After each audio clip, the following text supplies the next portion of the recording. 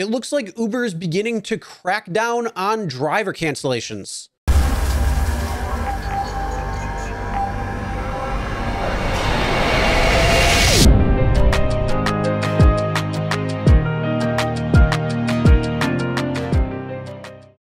Hey everyone, my name is Chris and welcome to Real Rideshare Stories. And Uber is changing its privacy policy to now look at the possibility of punishing those drivers who decide to cancel more than they're supposed to, which in Uber's eyes is never cancel. Take every single ride that comes in, no matter what. That's the real position.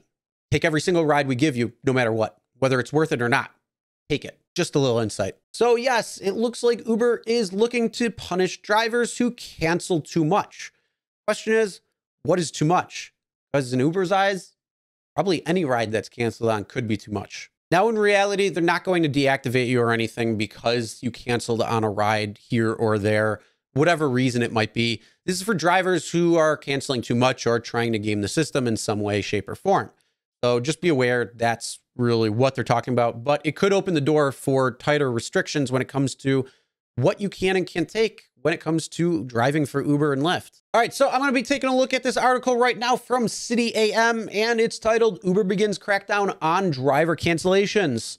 So if you want to check this article out, link will be in the description below.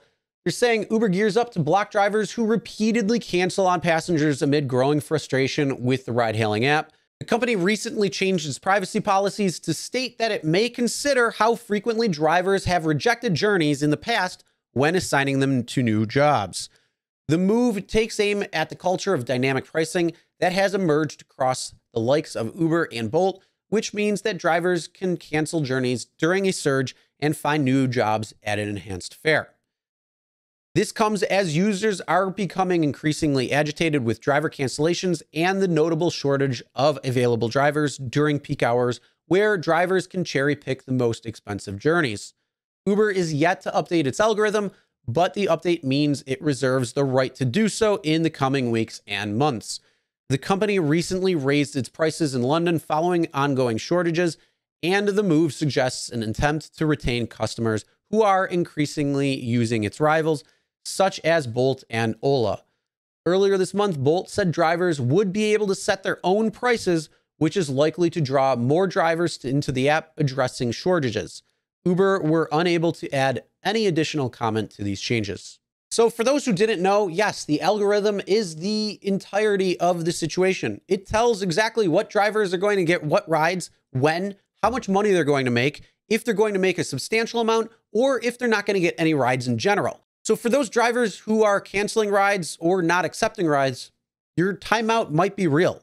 And if you're doing it too often, well, you might not get any rides at all. Now, this article is out of the UK and it is showing London. That's why they were talking about London and they were talking about Bolt and Ola.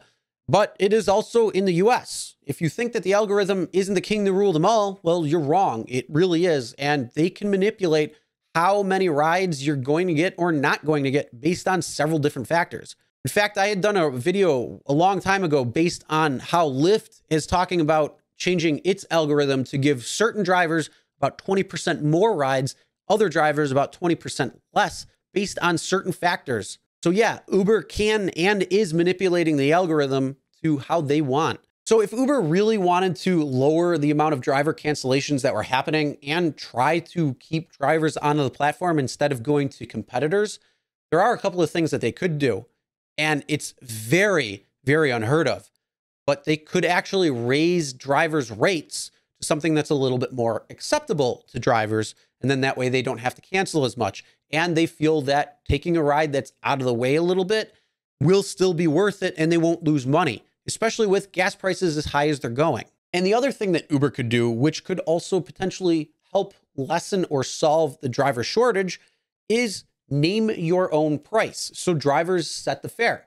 They could do something like they did in California, where it was based on a rate multiplier up to 5 times. So you could do it where your entire fare would be multiplied by whatever the rate was.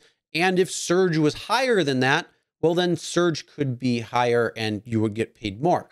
So it just depends on what it is. Or you could truly name your own price and have everything broken down, mileage, time, waiting time, and set your own calculations there. So if your market is paying you 70 cents per mile, but you really want to get paid $1.50 per mile, well, you could do that. And then you could put it in there. And then waiting. If somebody was waiting at the store or at a stop or something like that, instead of 12 cents a minute, you could do it $1 a minute. And then that way, if somebody wanted to sit there and wait at a grocery store, well, it would be much more worth it for them instead of not. But again, they don't do that because they want you to take every single ride that comes in, no matter what. All right, but what are your thoughts on this? Do you think that they're already actually doing this when it comes to the algorithm? Have you noticed anything where you might not get rides after a certain amount of time if you cancel or don't accept certain rides? What are you seeing? Comment below, let me know. All right, that's the end of the video. Make sure you subscribe, ring the bell for notifications so you'll be notified every time a new video drops. And as always, never drink and drive. Always tip your drivers, your delivery drivers, and your shoppers. We'll see you in the next one.